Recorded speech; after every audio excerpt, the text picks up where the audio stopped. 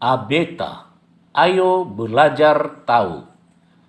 Belajar tahu tentang jagat nias. Sebelum Anda menonton penuh video ini, jangan lupa mendukung channel ini dengan menekan tombol subscribe, like, dan menulis komentar Anda.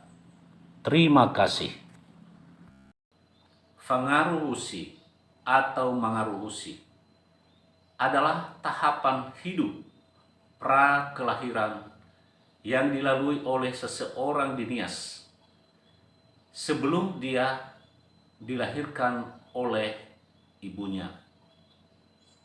Seorang ibu yang baru mendapat berkat dengan kehamilan anak pertama, maka bersama dengan suaminya dan beberapa orang keluarganya, mereka pergi berkunjung ke rumah orang tua dari istri tersebut untuk memberitahukan bahwa mereka telah mendapat berkat atau hou-hou. Hou-hou yang terbesar dalam pandangan orang Nias adalah mendapatkan anak. Jika dalam satu keluarga dianugerahi anak, maka itulah rezeki dan berkat terbesar. Oleh karena dalam satu keluarga mereka mendapatkan anak pertama melalui proses kehamilan, maka mereka datang ke rumah orang tuanya untuk memberitahukan hal itu, bahwa mereka telah mendapatkan berkat yang dicari-cari itu. Mengapa mereka melakukan ini? Orang Nias pada saat mereka menikah, pada saat mereka ada acara falewa, maka kita ketahui kedua pengantin perempuan dan pengantin laki-laki, mereka telah diberkati lafahuwu oleh kedua orang tuanya, oleh pihak paman Sibaya Uwu, dan oleh orang-orang lain yang sudah ditentukan memberikan berkat. Sumber berkat itu adalah orang tua dan Sibaya serta Uwu. Uwu bere dan tanu. Oleh karena itu pada saat mereka telah mendapatkan berkat itu yang dulu mereka telah terima pada saat mereka menikah, mereka telah diberkati, diperciki air, mereka menumpangkan tangan di atas kepala mereka dan lain-lain, supaya kehidupan itu terteruskan. Maka ketika mereka mendapat berkat itu, kedua pengantin itu teringat orang tua, teringat pemberi berkat itu, maka mereka datang ke rumah orang tua untuk memberitahukan bahwa berkat itu telah terbukti dan telah ada. Itulah acara fangaruhusi atau mangaruhusi untuk memberitahukan bahwa mereka telah mendapat berkat yang mereka cari dalam kehidupan mereka. Selanjutnya setelah datang ke sana, mereka akan meminta supaya berkat itu berkembang dan berkat itu mengalir terus dalam hidup mereka sampai anak itu lahir, sampai ibunya juga melahirkan dalam keadaan sehat dan terhindar dari hal-hal yang buruk. Itulah esensi dari acara adat fangaruhusi atau mangaruhusi di Nias. Kita ikuti perbincangan ini dengan seorang ibu muda yang membagi pengalamannya tentang praktek fangaruhusi yang pernah dia alami dalam hidupnya ketika dia hamil anak pertama. Kita ikuti. Dan ada satu lagi Pak pengalaman saya, karena kemarin kan saya melahirkannya di rumah ibu kandung. Oke, ini pengalamannya pada saat melahirkan itu, bayi atau anak Inafni itu pertama lahir di rumah orang tua, Iya, orang tua kandung ya, iya, orang tua. Oke. Dan ketika lahir itu so istrinya palamani Vanessa Zalo. pada saat lahir itu ada sesuatu, ada istilah adat itu ya, Iya, Pak. Vanasa Zalo. Jalong. Apa itu? Yaitu apa namanya? Fangado sawagele bakera bakera bukan ya, Ya. sama orang tua fangado sawagele dan dalam pepaibuannya adalah ufalis. Uvalisi. Oh, besar juga itu. Besar. Besar juga. Nah, itu kalau misalnya seorang ibu melahirkan anaknya di rumah orang tuanya, Iya. maka ada istilah Vanasa Jalo. Iya. Itu kalau diterjemahkan untuk ya mencuci lantai ya, Iya, mencuci lantai. Nah, karena pada saat lahir itu kan di lantai, seolah di lantai, dan untuk mencuci semua kotoran itu pada saat lahir, itulah yang diistilahkan tadi Vanasa Jalo, yang dibayar dengan seperti dalam bentuk kewajiban adat ya. Iya, Pak. Kewajiban adat. Itu besarnya Eva alisi Bali. Eva alisi Bali itu kalau sekarang kalau dikonversi dengan harga babi sekarang itu mungkin 4 sampai 5 juta Iya. kalau sekarang. Tapi dulu harga babi tidak mahal sekali. Jadi itu hanya sekarang. Kalau tidak ada babi berarti bisa juga dengan uang ya. Kalau Itu semua diuangkan, Pak. itu semua diuangkan. Itu semua diuangkan. Dengan harga babi sekarang juga begitu, sebesar itu. Tidak juga, Pak, tergantung semua kesepakatan. Tergantung kesepakatannya. Jadi dilihat juga kondisi kemampuan Iya, ya. Pak. Nah, itu soal tadi pada saat lahir. Kalau dulu Bu Priska ada pengalaman pada saat hamil. Iya. Di sini kan saya dengar juga mengerusi. Iya. Mengerusi. Bagaimana itu? Oke. Kalau sudah istilah Pak Lafatu bawakan numa nalui bu omo ramatua. Jadi pada mulu Manalui, noma nalui. Manalui. Apa ya itu noma nalui? Manalui ini istilahnya Pak sudah mengandung dia 4 bulan juga. Oh, artinya tidak boleh kurang 4 bulan ya? Oke. Jadi kan orang masa dalunia Ya. atau namanya kami mengarusi, putih mengarusi. Apa itu mengapa harus pergi setelah hamil 4 bulan? Mengapa harus pergi kita memberitahukannya ya Iya. kepada orang tua dari istri? Mengapa? Karena ketika tidak ada pengarusi, jadi anaknya tadi, ibu yang lagi mengandung ini, sebelum anak itu lahir 9 bulan, sebelum tidak boleh pergi ke rumah ibu kandungnya. Jadi harus diadakan pengarusi. Ketika kalau sudah diadakan pengarusi, maka dia mau berapa kali dalam seminggu pergi ke rumah ibunya tidak apa-apa. Jadi pada saat dia hamil 4 bulan harus datang memberitahukan itu bahwa dia sudah hamil. Iya. Itu yang ikut untuk memberitahukan siapa saja? Suaminya sama ibu Sama. dari suami. Ibu dari suami, ibu mertua ya. Iya.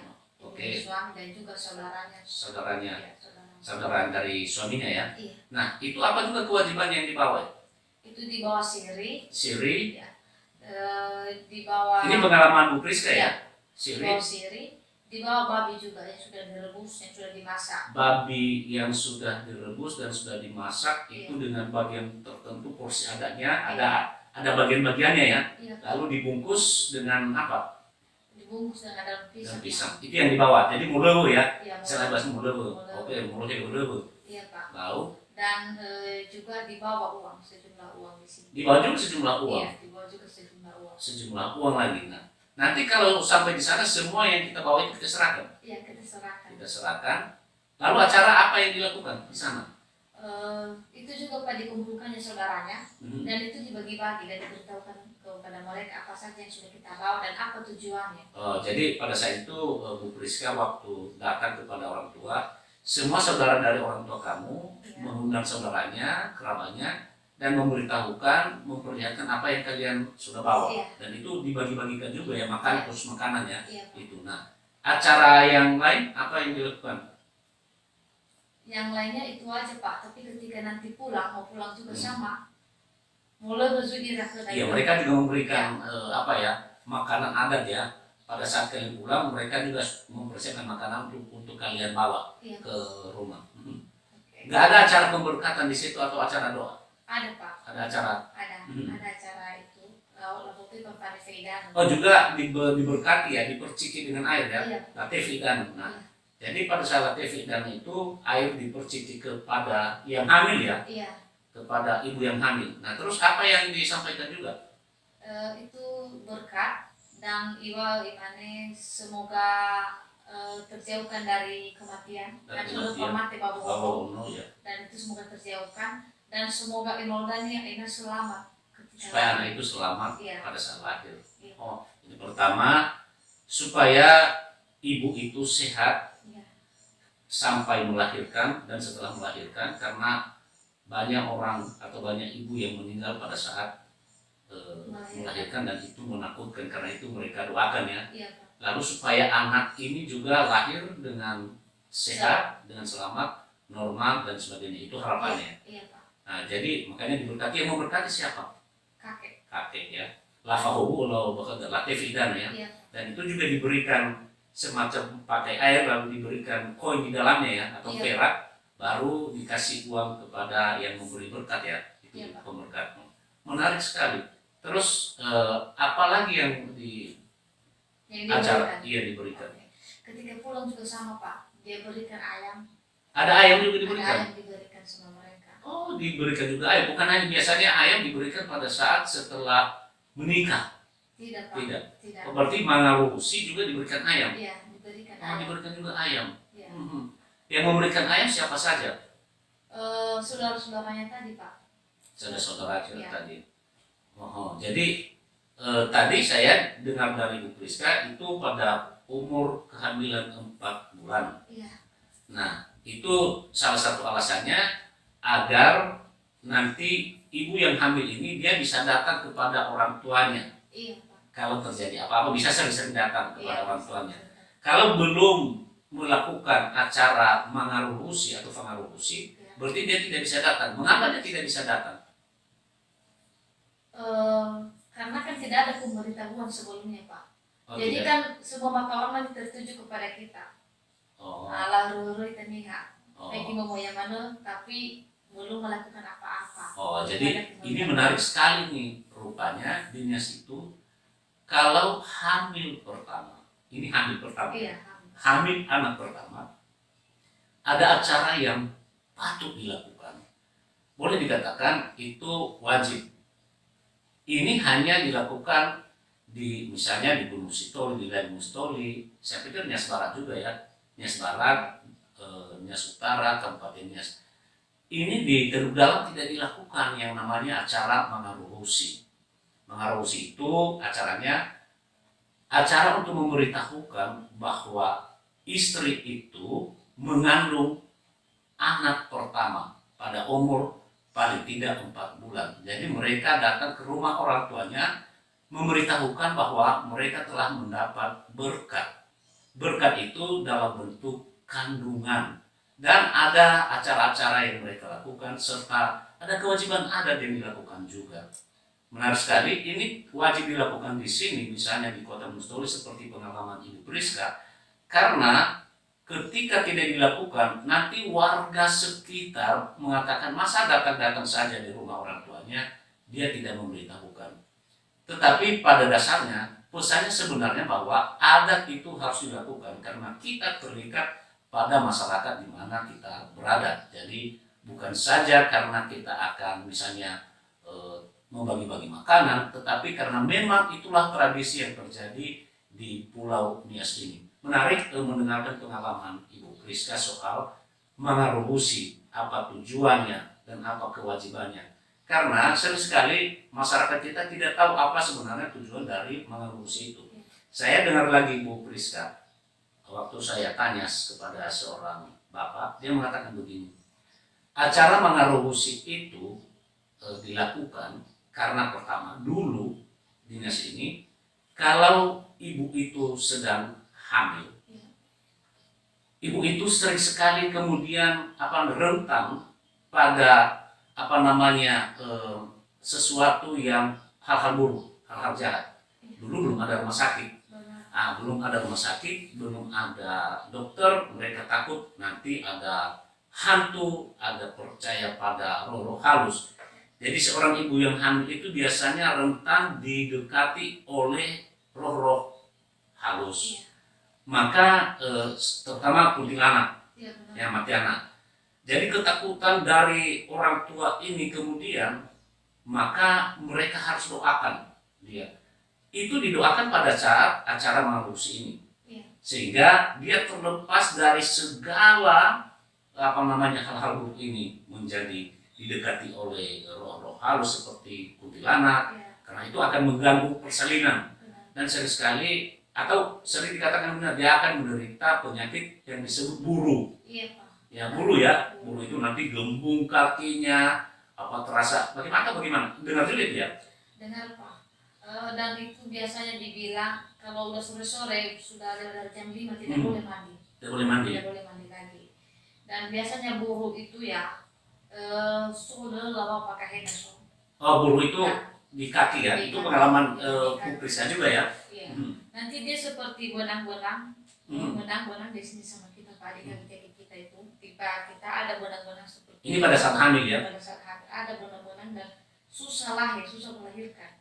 Kalau sudah ada itu berarti diperkirakan susah melahirkan ya. Susah melahirkan. Tanda-tandanya secara fisik di kaki. Iya, Hmm. karena itu sakit sekali. Hmm. Nah, itu sakit terasa sakit. Jadi susah melahirkan kalau dibilang. Sehingga nanti kebanyakan orang tua operasi. Hmm. Nah, susah melahirkan. Karena itu acara malusi itu penting supaya itu didoakan yang Iya, diberkati. Jadi menarik sekali karena ini berkaitan dengan kepercayaan. Kepercayaan orang Nias itu dulu, kalau sekarang tidak masalah karena ada operasi sesar. Nah, dulu itu tidak ada dokter di kampung, tidak ada rumah sakit. Jadi kalau hamil itu antara kematian dan pertaruhan nyawa ya, Benar. pertaruhan nyawa. Jadi seperti wah ini ada kegembiraan, tapi ada kegelisahan. Benar. Jangan-jangan pada saat melahirkan bukan kehidupan yang ada, tetapi Iya. kita menghadapi maut itu ya. Benar, Pak. Hmm. Benar sekali. Nah, tapi sebenarnya ada pesan yang disampaikan pada acara ini. Mengapa? Mereka datang memberitahukan, orang Nias itu datang memberitahukan kepada orang tuanya, kepada ibunya, kepada bapaknya, kepada pamannya, kepada saudara-saudaranya. Itu seorang istri. Kenapa dia beritahukan bahwa dia sudah hamil, bukan mempertontonkan bahwa saya sudah hamil sih, saya sudah bukan. Tapi pesannya begini. Pada saat mereka menikah, mereka telah diberkati oleh orang tua mereka, oleh paman mereka, si Baya, dan semua orang-orang yang berhak memberikan berkat pada saat mereka menikah. Mereka telah diberkati pada saat itu, pada acara pernikahan itu, Falewa. Dan kemudian setelah beberapa bulan, ternyata mereka telah mendapat berkat itu dari Yang Maha Pengasih, dari Tuhan. Nah, ini satu spiritualitas, religiusitas orang Nias yang kemudian tidak disadari setelah 4 bulan, 5 bulan hamil, mereka datang kembali ke rumah orang tuanya. Orang tua si istri memberitahukan bahwa mereka telah mendapat berkat atau tidak diam-diam. Setelah diberkati dulu, lalu diam-diam setelah mendapat berkat, tidak memberitahukan. Orang Nias itu bersyukur atas berkat itu, datang mereka ke rumah orang tua sang istri, memberitahukan itu. Bukan dengan menyembunyikannya, jadi berkat itu tidak disembunyikan, tapi memberitahukannya dengan ucapan syukur. Ucapan syukur mereka membawa, coba tadi, mereka membawa makanan, ya, yang sudah dibungkus. Mereka mempersiapkan uang, mereka mempersiapkan sirih, dan lain-lain sebagainya. Kenapa? Sebagai ucapan syukur mereka telah mendapatkan berkat yang dulu pada saat mereka menikah, mereka minta, dan orang tua mereka itu sebagai sumber berkat, paman mereka, si bayi itu sebagai sumber berkat, telah memberikan berkat kepada mereka.